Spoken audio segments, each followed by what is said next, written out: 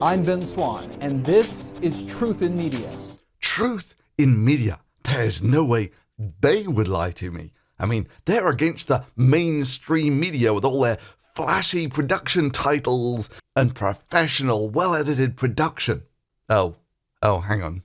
How is he different from mainstream media again?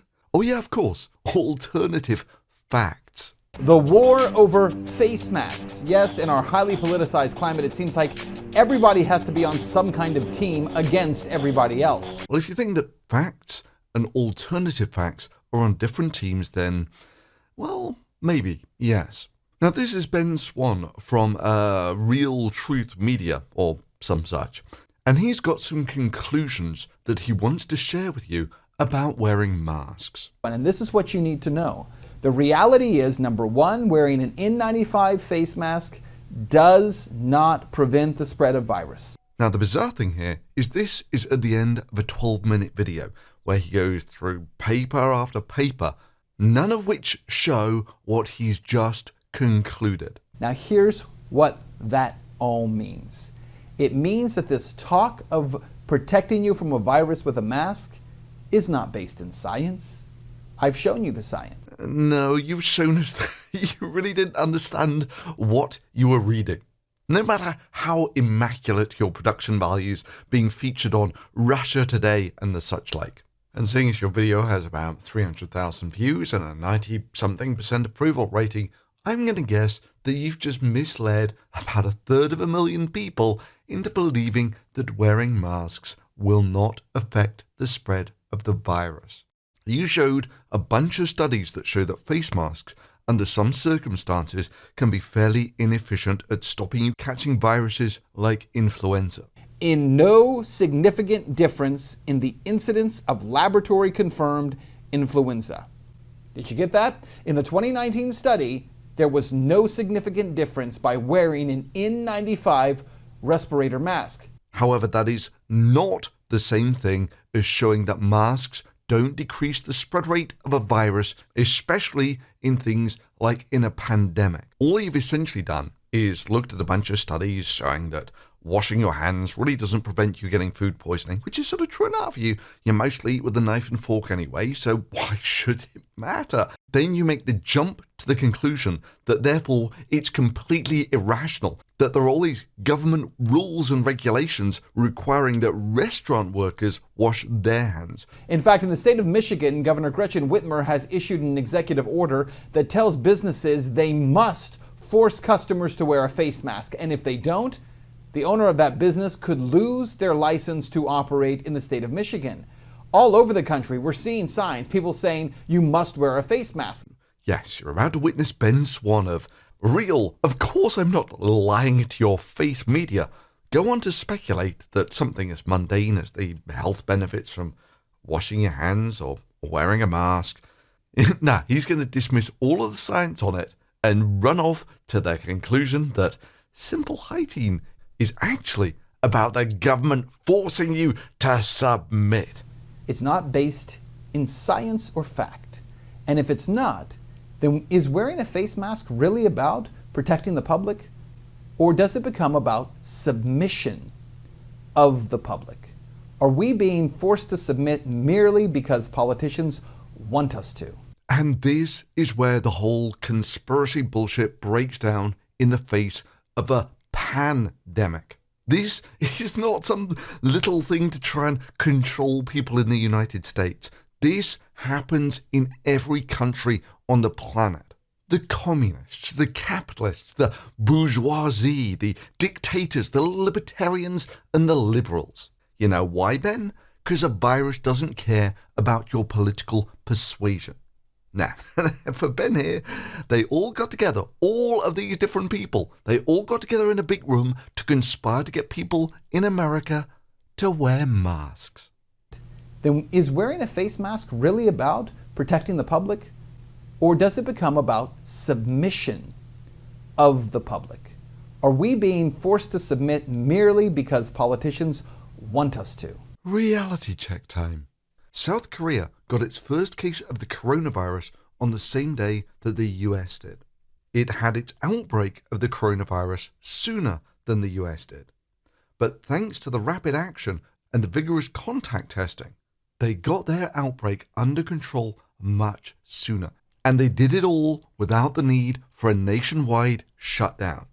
Now the United States is sitting on about 140,000 deaths, while South Korea has yet to make it to 300.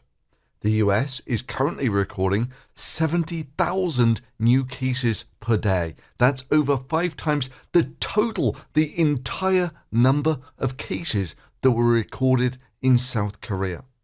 And your response to this, Ben, isn't, wow, they really got their act together there. Maybe we should do what they did. Nope. While South Korea was putting into action its antivirus protocols, people like Ben here were busy trying to spin this into some sort of conspiracy theory about how it was all they were trying to control you. Like that will really help limit the spread of the virus. The war over face masks. Yes, in our highly politicized climate, it seems like everybody has to be on some kind of team against everybody else. This latest example is whether or not you are for wearing a face mask or you're against it. Yeah, Ben, it's almost like having a population that understands that an infectious disease is infectious is better at controlling that disease than population that sees mundane hygiene procedures as some elaborate government conspiracy designed to get you to submit to their supreme control. Odd how that works. Look, Ben, I'm going to make this idiot-proof for you. Viruses are tiny, self-replicating cell fragments. They cannot live on their own. They can only live if they've got your cells to help them replicate. There's sort of cellular parasites like that. Now, at some point, the virus has to get from person A, who is infected, to person B, who isn't. And, in principle, one virus particle can seed a new infection. Now, in every country around the world, there's been a wild spread rate observed. That wild spread rate is one infected person infects about 3 people either before they die or they get better. This means that you can do the exponent calculation and work out that it's a little over a couple of months from first case to complete world infection, assuming no one does anything to try and slow that spread rate down. Now, the virus infects your lungs, and it uses the cells in your lungs to create the new cell membranes for the virus. So, ballpark figures, there you can turn your entire lung surface area into virus particles. So, how big is a virus? Well, a virus is about 1/10 of a micron, squared-ish. So there are about 100 of them in a square micron. And there are about 100 trillion of them in a square meter. Your lungs have an area of about 100 square meters, meaning that if only 1% of the surface area of your lungs is turned into virus particles, you have enough virus particles there to infect 1 million Earths without even breaking a sweat. Now, you'll be happy to find out here that viruses aren't smart. They have no intelligence and no plan. So, most of those viruses stay in the body, either until the immune system kills them or they kill the body. However, some of those virus particles are excreted somehow. Yeah, in this case, probably in little droplets that come out of the mouth. There's another danger to wearing these masks on a daily basis, especially if you're wearing it for several hours. When a person is infected with a respiratory virus, they will expel some of that virus with each breath. But if you're wearing a mask, especially an N95 mask, you're breathing back in the virus every time you attempt to expel it. Again, Ben shows himself to be an idiot. So, we've just covered the fact that if you get infected, you have trillions of virus particles in your lungs. And he's worried that you might breathe a few of them back in. Whereas in reality, of course, a few extra virus particles for you will make no difference whatsoever because you're already infected. However, for people out there who aren't infected, a few virus particles is the difference between not being infected and being infected. And of course, like most conspiracy nuts, Ben projects like crazy. That is, accuses everyone else of doing the things that he does most of all. That is, when you hear him saying something like this, you got to bear in mind that he's most accurately describing himself. And you're not saying that based on science. You're not saying that based on scientific evidence. You're saying it because it's what you're being told over and over and over again. Anyway, where were we? Yes, Ben in the middle of telling us how masks don't prevent the spread of the virus, even though he's just admitted they are stopped by wearing a mask. You see, in reality, the virus is likely to come out of your mouth in very small droplets of water. You know, the sort of thing that would be absorbed into a mask and there would be zero chance of you breathing back in again. However, if you're not wearing a mask, those virus particles can go absolutely everywhere. Now it's got to get into another person, and again, the details of that are actually kind of fuzzy. You know, it's just one of those problems. If virus particles are so small that you can't see them, then tracking small numbers of them in the environment is almost impossible. But what you do know is the spread rate. That is, one infected person, on average, infects 3 more people before they either get better or die. However, one thing that we do know about the spread of the virus is the virus has to leave Boris and enter Bernie. And the more barriers you put in the way of that, the lower the infection rate. And the most obvious way of doing this, of course, is Bernie never goes anywhere near Boris. He socially distances, and therefore he never comes in contact with the virus and he never contracts the virus. This is why social distancing works. Now, in this case, he's going to cite a bunch of studies, none of which address the use of masks to slow the spread of a pandemic. None. Nada. Zip. Yes, this is the great research done by Truthiness News. There were no statistically significant differences in preventing laboratory-confirmed influenza, laboratory-confirmed respiratory viral infections, laboratory-confirmed respiratory infection, and influenza-like illness using N95 respirators and surgical masks. By the way, just to be clear, in the 2009, 2010, 2012, 2016, and 2017 studies, they all found the very same thing as the 2019 and 2020 studies. Yes, they all deal with your chances of catching a cold. None of them address the chances of you spreading coronavirus during a pandemic.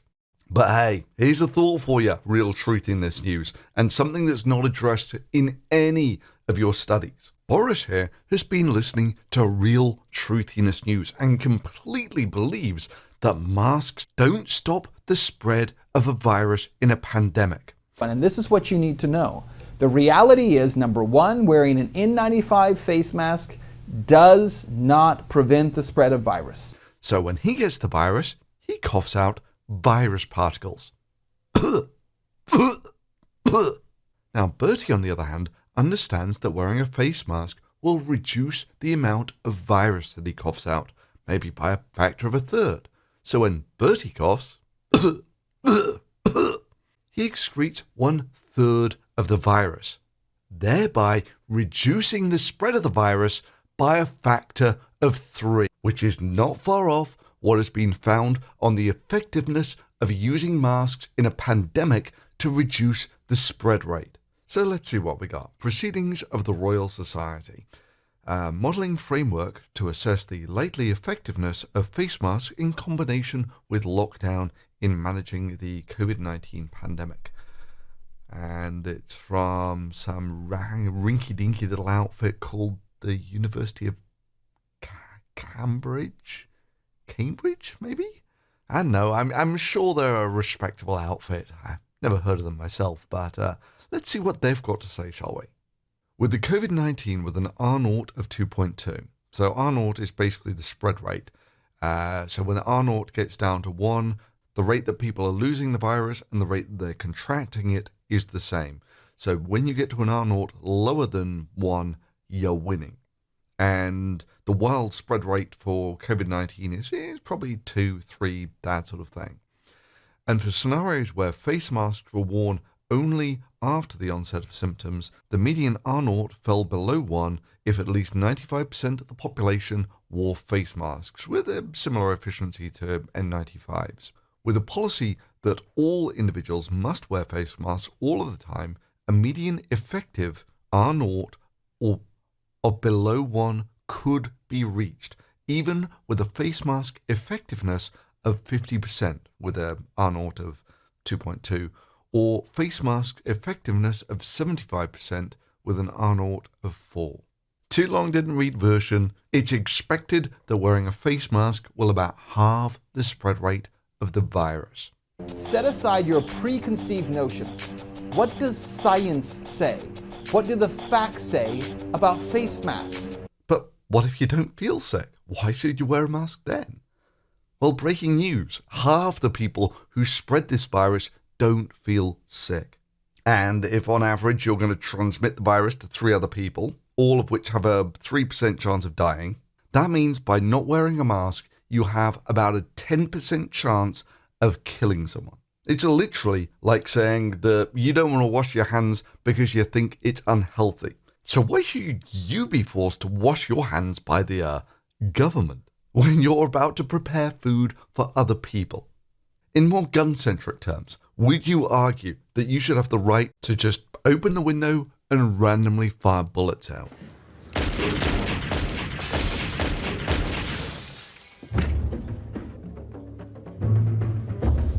How's that? I mean, you're not trying to kill anyone, and most of the time, you won't kill anyone. However, sometimes you will, just by bad luck, or if there's a crowd outside, of course, you can become a super spreader and infect hundreds of people in your local church or whatever. So what's actually in it for you, I am? Well, let's look at it in terms of 9/11. People were willing to make real sacrifices to stop that from happening again. Now, 9/11 killed a mere 3,000 people. Well, thus far in America, about 140,000 people have died. That's give or take 40 9/11s, one a week for every single week this year.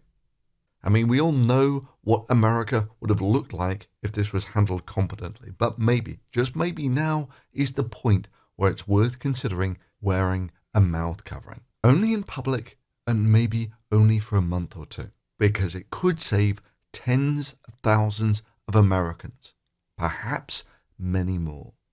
And of course, if you really want to protect yourself, then not touching stuff and washing your hands regularly is a good start.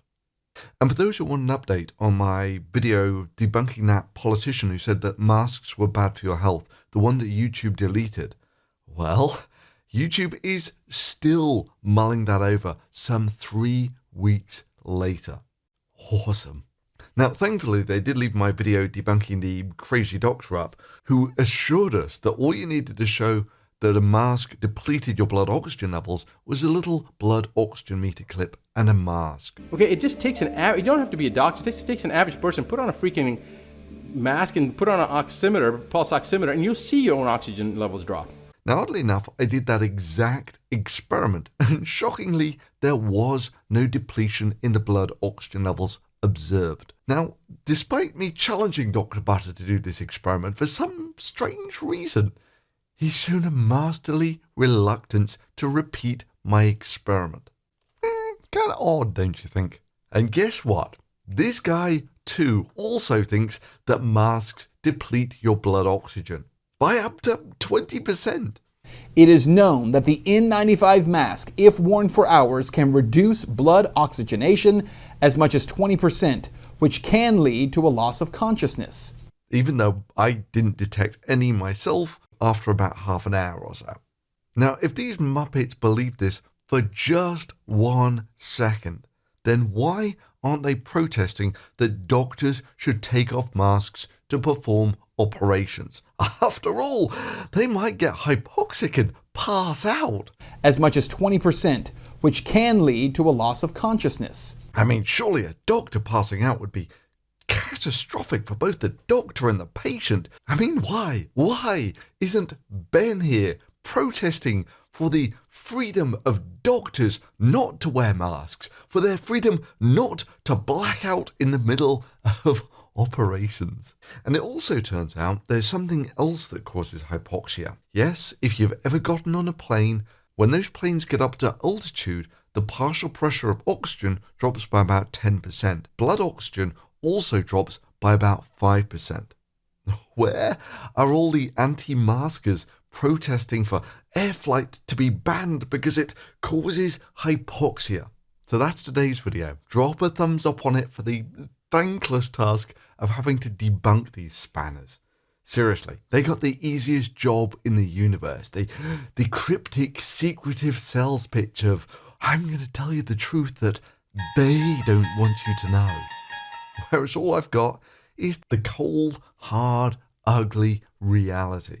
Patreon links below if you want to support this channel directly, and hell, why not? Let's do something nice. Guy sent me a video doing a pretty decent debunking of Elon Musk's promise to put a million people on Mars by 2050. He does a pretty good job.